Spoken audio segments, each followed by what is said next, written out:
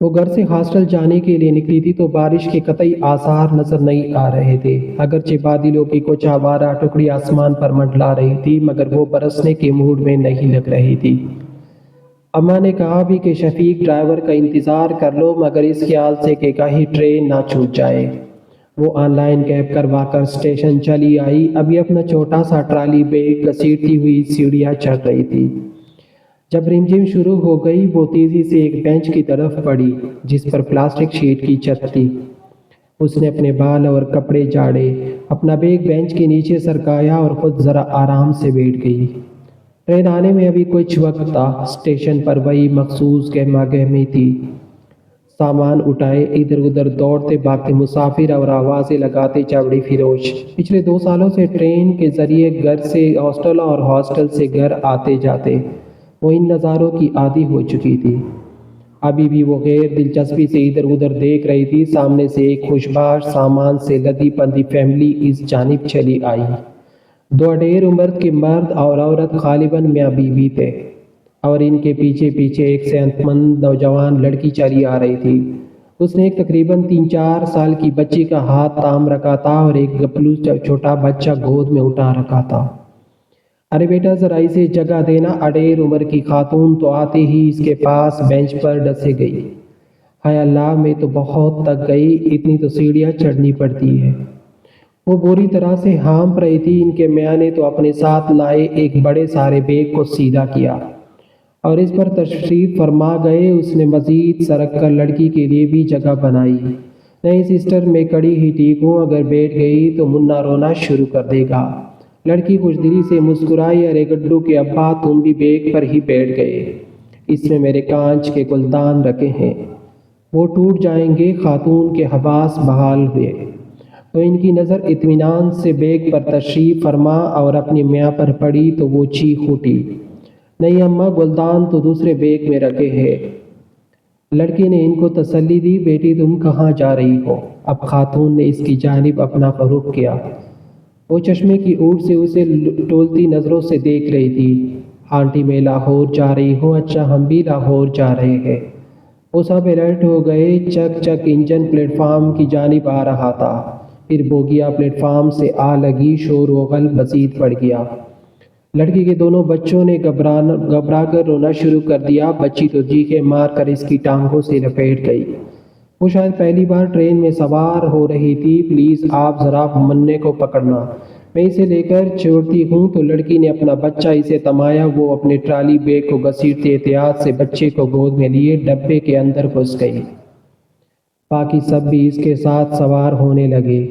ابھی وہ کسی خالی سیٹ وغیرہ کی تلاش میں ادھر ادھر دیکھ رہی تھی جب اسے اپنی پشت پر ایک باری سی مردانہ آواز سنائی دی، محترمہ آپ کے بچے کا ایک جوتا نیچے گرا ہوا تھا۔ اس نے پلٹ کر دیکھا تو جہیز شرٹ میں ملبوس ایک لمبا ترنگا سا لڑکا ایک چھوٹا سا جوتا اس کی طرف بڑھا رہا تھا۔ اس کی نظر بچے کے پاؤں پر پڑی۔ ایک جوتا واقعی غائب تھا۔ وہ بری طرح چینپ گئی۔ شکریہ بھیا، یہ ان کا نہیں، میرا بچہ ہے۔ اس کے پیچھے سوار ہوتی اس لڑکی نے جوتا اس لڑکے کے ہاتھ سے لیتے ہوئے کہا اور ساتھ ہی اپنا منا بھی اس کے کندھے سے اتار کر اپنی گود میں منتقل کر لیا۔ تمہارا بھی شکریہ بہن، وہ سامنے والی بینچ خالی پڑی ہے، وہیں چلتے ہیں۔ اب شرمندہ ہونے کی باری لڑکے کی تھی۔ وہ اپنا بیگ سنبھلتا آگے بڑھ گیا۔ تھوڑی دیر بعد وہ سب سیٹ ہو کر بیٹھ چکے تھے۔ وہ لڑکی کے ساتھ ونڈو سائڈ پر بیٹھ گئی۔ وہ دونوں میاں بیوی سامنے والی 2 نشستوں پر قبضہ جما چکے تھے۔ جیز شرٹ والا لڑکا دائیں جانب ایک سنگل سیٹ پر براجمان ہو گیا۔ ٹرین نے اب آہستہ آہستہ رفتار پکڑی شروع کر دی تھی۔ بارش کی پھوار کھڑکی کے راستے اندر تک آ رہی تھی۔ اس کا دوپٹہ بھیگتا جا رہا تھا۔ اس نے گرل نیچے کرنی چاہی مگر وہ پورا زور لگا کر بھی اسے 1 انچ نہ سرکا سکی۔ محترمہ یہ فکس ہوتی ہے، آپ صرف شیشہ نیچے کر سکتی ہے۔ اس کو گرل سے نمبردار آزمات دیکھ کر لڑکے نے نرمی سے ٹوکا۔ اس نے شیشے نیچے گرایا اور بیگ سے اپنا موبائل نکال لیا۔ بیگ تم چاہیں تو لائی تھی نا فلاسک میں، وہ پی لیتے ہیں، میاں صاحب نے فرمائش کی۔ ابھی تو رحیم یار خان گزرا، گڈو کے ابا باولپور جا کر پئیں گے۔ عورت نے ترنت میاں کی فرمائش رد کر دی مگر باولپور آنے میں تو ابھی 3 گھنٹے ہیں، تب تک تو چائے ٹھنڈی ہو جائے گی۔ بڑی میاں کی شاید چائے کے لیے طبیعت مچل رہی تھی۔ اچھا ابا میں فلاسک نکالتی ہوں۔ لڑکی نے ایک بار پھر اپنا منا اس کی گود میں ڈالا اور برتن نکالنے لگی۔ مرد اور عورت کو چائے کے کپ دینے کے بعد اس لڑکی نے اس کی جانب بھی ایک چھوٹا سا مگ بڑھایا۔ یہ لو سسٹر انم، اس نے دھیرے سے اپنا نام بتایا اور ساتھ ہی انکار میں سر ہلا دیا۔ ارے نہیں، میں اس وقت چائے بالکل نہیں پیتی۔ اس نے وہی مگ لڑکے کی جانب بڑھا دیا۔ اس نے شکریہ کہہ کر کچھ جھجکتے ہوئے تھام لیا۔ اب وہ اس کی جانب وزیدہ نظروں سے دیکھتے ہوئے کپ کو ہاتھوں میں لیے بیٹھا تھا۔ بے فکر ہو کر پیے، ہم نے اس میں کچھ نہیں ملایا۔ لڑکی ہنس کر بولی تو لڑکا جلدی جلدی چائے کے گھونٹ لینے لگا اور وہ اپنی جگہ چورسی بن گئی۔ پھر اس نے بڑے میاں کی جانب دیکھا، وہ مزے سے چائے کی چسکیاں لیتے ہوئے باہر کے نظاروں کا لطف لے رہے تھے۔ انہوں نے اپنا جیب سے بسکٹ کا ایک پیکٹ بھی برآمد کر لیا تھا اور اب وہ چائے میں پیکٹ ڈبو ڈبو کر کھاتے ہوئے کتنی خوشی اور آسودہ سے نظر آ رہے تھے۔ اس نے ایک گہری نظر ان پر ڈالی، اس کے دل میں ایک خوف سی اٹھی۔ بے اختیار اس کی ذہنی رو بڑک کر اپنے ابا کی طرف چلی گئی۔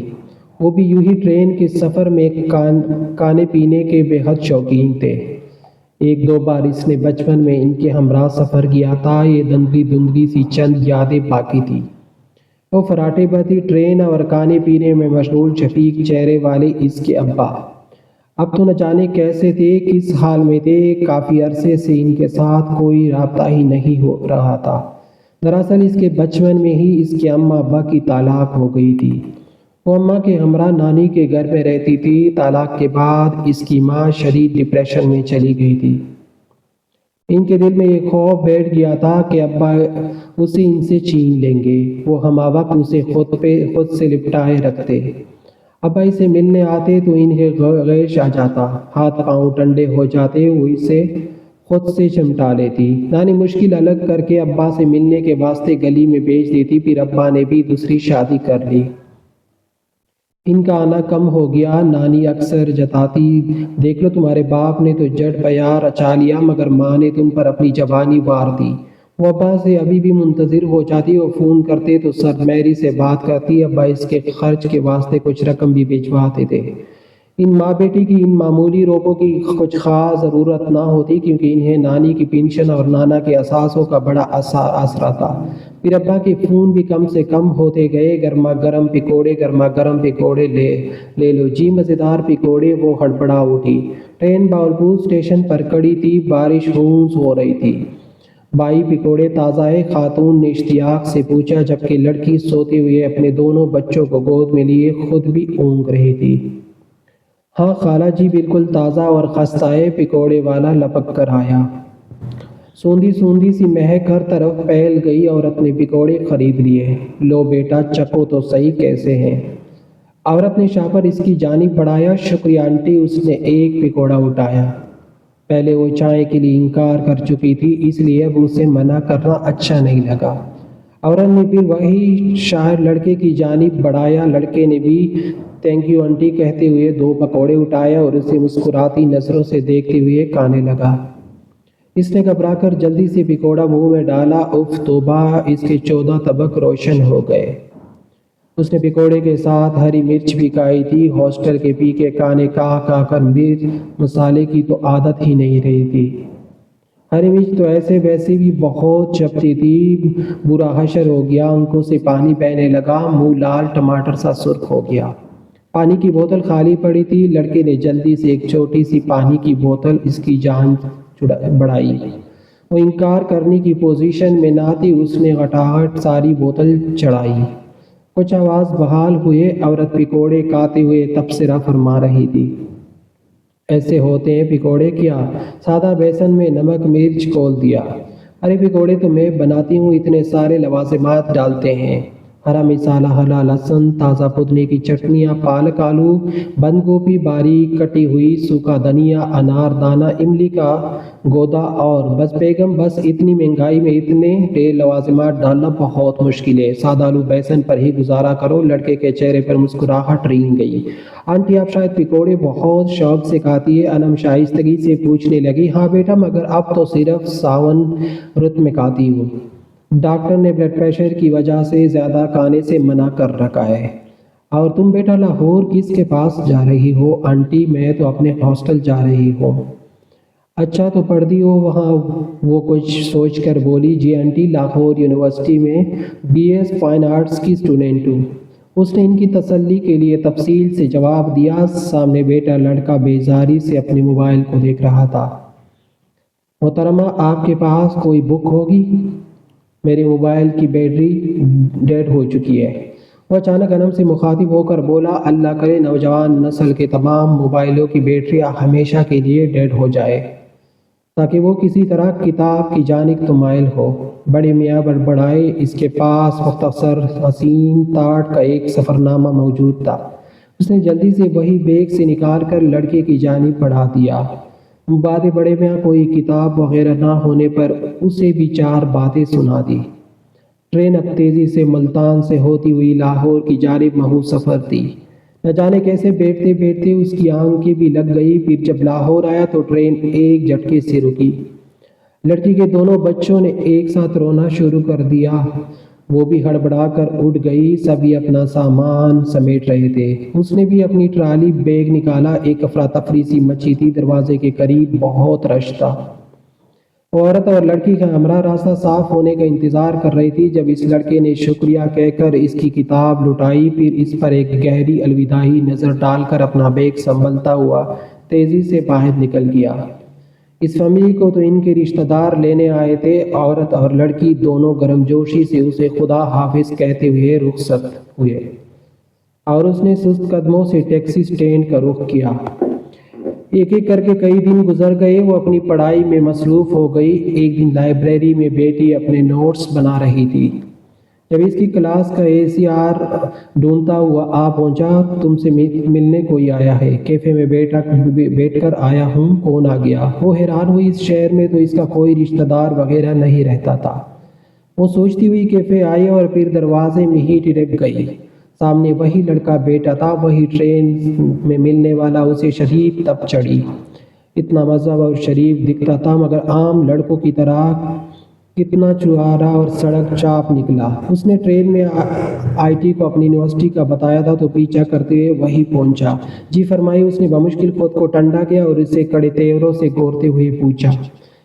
लड़के के चेहरे पर गहरी संजीदगी थी। वो कुछ देर तक यूं ही गुमसुम उसे देख रहा, जैसे इसकी समझ में नहीं आ रहा था कि बात कहाँ से शुरू करे। इस्तेआल की एक लहर इसके अंदर आई। वो आस्तीन चढ़ाकर आगे बढ़ी। आखिर को ब्लैक बैलेट थी।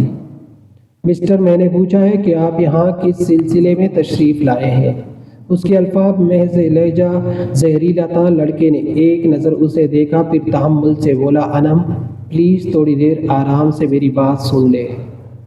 अच्छा तो इसने मेरा नाम भी याद रखा हुआ है। उसने दिल में तनफ़ुर सा सोचा। हालांकि नाम मालूम था तो इसे ढूंढता हुआ सीधा यहाँ आ पहुँचा था। इस वक्त वो कतई भूल गई बात सुनने में क्या हर्ज था। उसने खुद को समझाया। फिर एक कुर्सी घसीट कर उससे ज़रा फासले पर बैठ गई। अनम नाराज़ ना हो, मैं आपसे आप फादर के बारे में बात करने आया हूँ।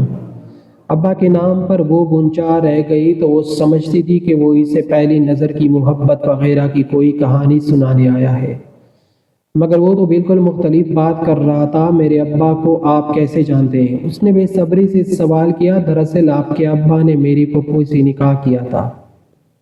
पहले तो मुझे भी इल्म नहीं था। एक दिन ऑफिस वालों से इनके वाजिबात उसूल करने थे तो इनकी फ़ाइल बनवा रहा था। कागज़ात में इनके साथ आपकी एक तस्वीर भी बरामद हुई थी।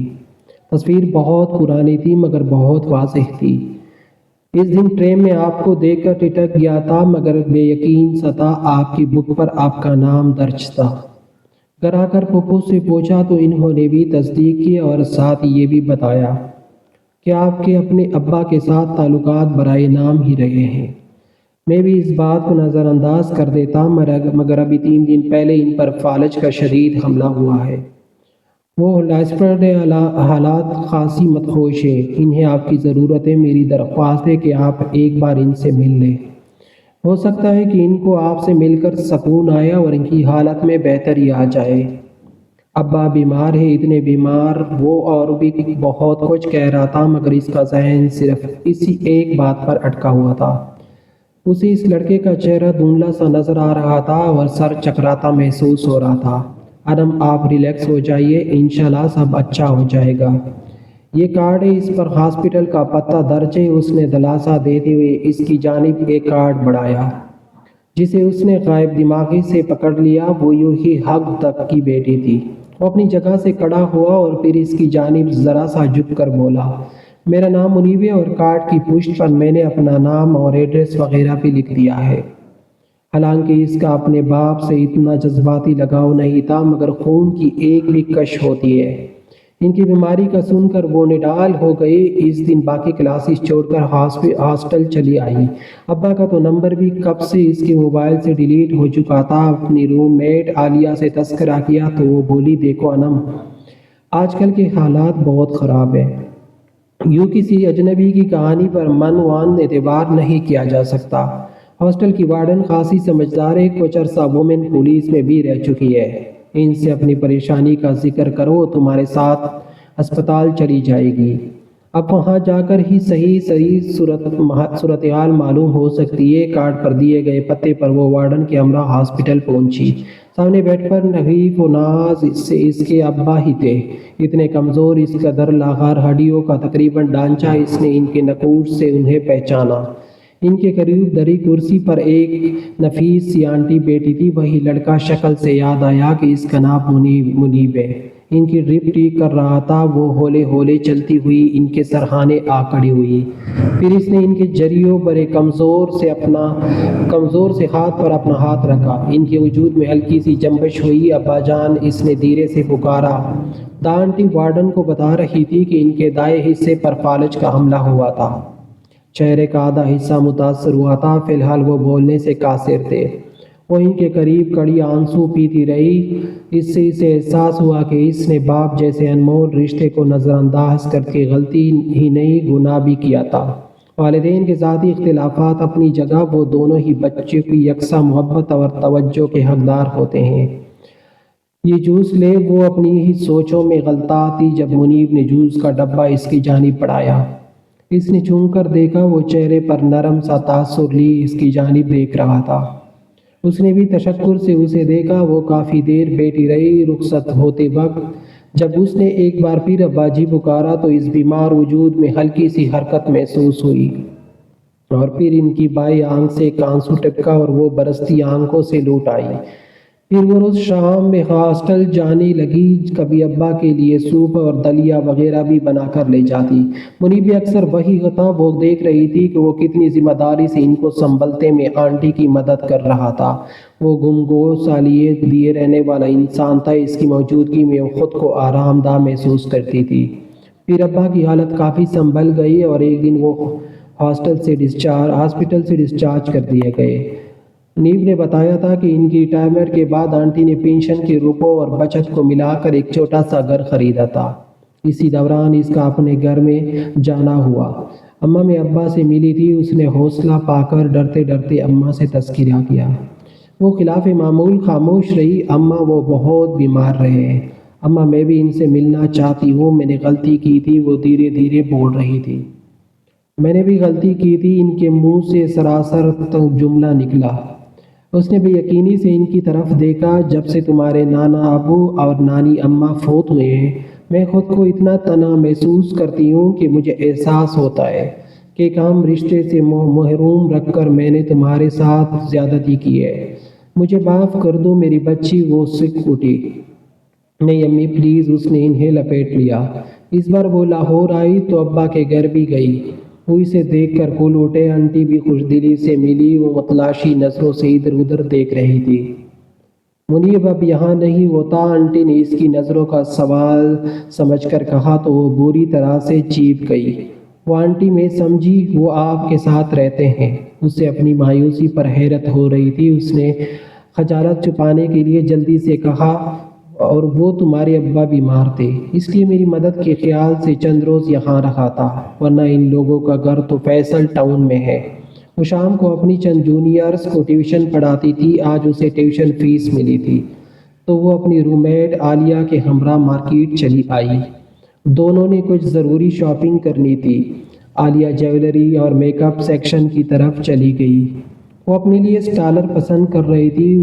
اسے ایک گہرے کالر کا نفیس سا اسٹالر پسند آیا تو وہ اس نے آنٹی کے لیے خرید لیا۔ پھر ابا کے لیے ایک سفید کرتا بھی دل کو بھا گیا۔ ادھر ادھر گھوم رہی تھی جب نظر ایک خوبصورت بلیک کالر کی مردانہ شرٹ پر پڑی۔ بے اختیار نظروں کے سامنے منیب کا سراپا گم گیا۔ اس پر یہ کتنی سوٹ کرے گی؟ جی میں آیا کہ وہ بھی خریدے۔ پھر اس نے بامشکل دل کو ڈانٹ پیٹ کر خاموش کروایا۔ بھلا وہ اس کو کس حیثیت سے تحفہ دے گی؟ عالیہ کی طرف آئی تو وہ بھی اپنی شاپنگ مکمل کر چکی تھی۔ ذرا اس کا بل تو بنا دے ڈسکاؤنٹ کے ساتھ۔ دونوں نے سارا سامان کاؤنٹر پر ڈھیر کیا۔ اس کی آواز پر سیلزمین پلٹا تو انم ہک دک رہ گئی۔ سامنے منیب کھڑا تھا۔ اب یہاں بے ساختہ اس کے منہ سے نکلا، جی میں یہاں پارٹ ٹائم جاب کرتا ہوں۔ وہ اعتماد سے بولا۔ وہ بے اختیار اس کی جانب ٹٹکتی باندھے دیکھے گئی۔ مس انم، آپ شاید سمجھتی تھی کہ یہ اتنا بڑا شاپنگ مال میرا ہے۔ وہ اس کے یوں دیکھنے پر کچھ شرارت سے بولا تھا۔ وہ سٹ پٹائی گئی۔ جی نہیں نہیں، آؤ عالیہ۔ وہ عالیہ کو گھسیٹتی ہوئی تیزی سے باہر نکل آئی۔ یار یہ تمہاری اسٹیپ مدر کا بھتیجا ہے نا؟ بڑا ہینڈسم ہے۔ عالیہ بولی تو وہ تڑپ اٹھے۔ یوں نہ محرم مردوں کی تعریف کرنا گناہ ہے، ویسے بھی عورتوں کو نظریں جھکا کر رکھنے کا حکم دیا گیا ہے۔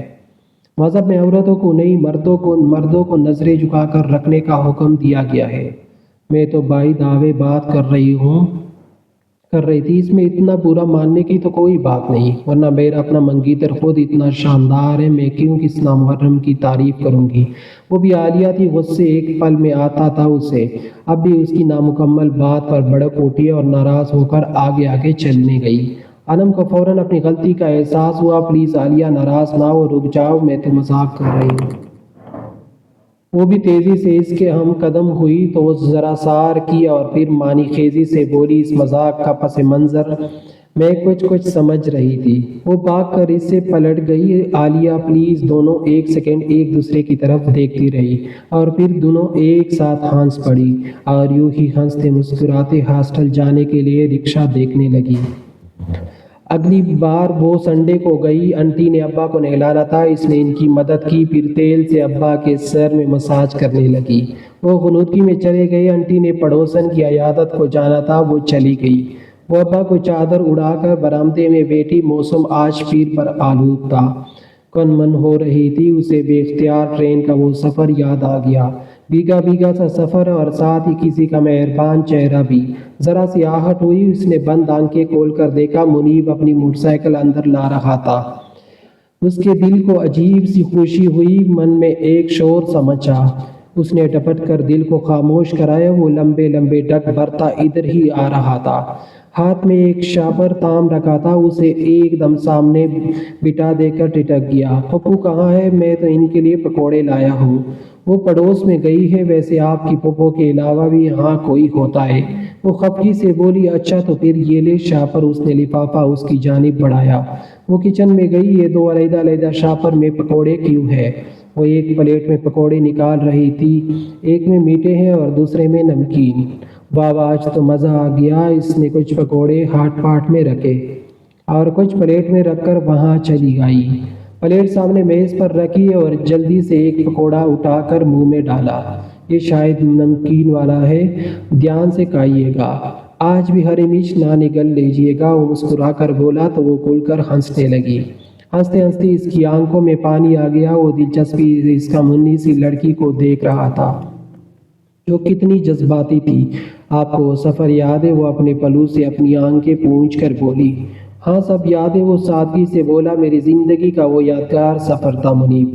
شکریہ آپ کا کہ آپ نے مجھے میرے ابا سے ملوایا، ورنہ میں تو اپنے اتنے اہم رشتے کو بھول بیٹھی تھی۔ وہ بڑھائی ہوئی آواز میں بولی ہی ممنون ہوں آپ نے مجھے ساری عمر کے خسارے سے بچا لیا اور میں بھی شکر گزار ہوں انم میری شکر گزار بھلا وہ کیسے؟ میں نے آپ کے لیے کیا ہے؟ وہ حیرت سے پوچھنے لگی۔ اس دن یونیورسٹی آپ سے ملنے آیا تھا تو آپ بڑے خطرناک تیوروں سے میری طرف بڑھ رہی تھی۔ شاید پٹائی کا ارادہ تھا، پھر شاید آپ نے خود کو مشکل سے روکا تھا۔ وہ مسکراہٹ دبا کر بولا، ٹھیک سمجھتے تھے آپ۔ اماں نے مجھے کراٹے سکھائے تھے تاکہ میں بوقت ضرورت اپنا دفاع کر سکوں۔ ایک دو بار اپنا پیچھا کرنے پر آوارہ لڑکوں کی ٹکائی بھی لگائی تھی۔ میں نے وہ فخر یہ بتانے لگی۔ ہائے اللہ، پپو کہاں ہے؟ کب آئے گی؟ وہ مصنوعی طور پر گھبرا کر کھڑا ہو گیا۔ وہ ہنستے ہنستے دوری ہو گئی۔ بارش اب تیز ہو رہی تھی۔ پوار برآمدے کے اندر آ کر دونوں کو بھگو رہی تھی۔ بے فکر رہے، آپ آج اس کیٹیگری میں نہیں آتے۔ وہ پھر بتا دے کس کیٹیگری میں آتا ہوں؟ وہ بجل لہجے میں پوچھنے لگا۔ اس سے کوئی جواب نہ بن پڑا۔ آپ کو ساون رات پسند ہے؟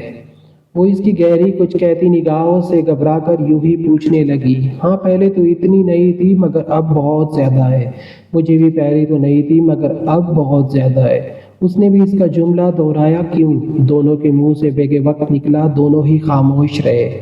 دونوں ہی جانتے تھے کہ یہ ساون رت انہیں اس لیے پسند ہے کہ وہ اسی ساون رت میں پہلی بار ملے تھے۔ ساون رت کے عام سفر دونوں کے لبوں پر معنی خیز خاموشی تھی، مگر دونوں کے دل دعا گو تھے کہ ساون رت کے وہ دو ہم سفر زندگی کے ہم سفر بھی بن جائے۔ دونوں کے چہروں پر خوبصورت تبسم سجاتا اور آنکھوں میں آنے والے خوشگوار وقت کے سپنے دمک رہے تھے۔ ساون کی ٹھنڈی ٹھنڈی ہوائیں انہیں چھو کر گزر رہی تھی اور ساتھ ہی ان کے ملن کی دعا بھی کر رہی تھی۔ جب دو محبت بھرے دل سچے من سے ایک دوسرے کے طلبگار ہوتے ہیں تو آس پاس کی فضائیں بھی ان کے لیے دعا گو ہوتی ہے۔